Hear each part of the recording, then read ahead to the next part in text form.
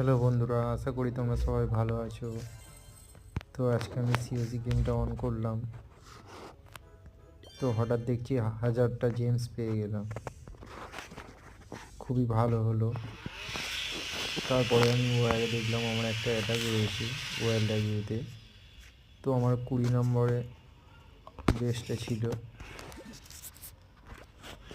তাই আমি 20 নম্বরটাই সিলেক্ট করলাম। দেখলাম 9 টাউন হল রয়েছে, তো আমি টাউন হল 11 থেকে 9-এ অ্যাটাক করলাম। খুবই সিম্পল অ্যাটাক ছিল।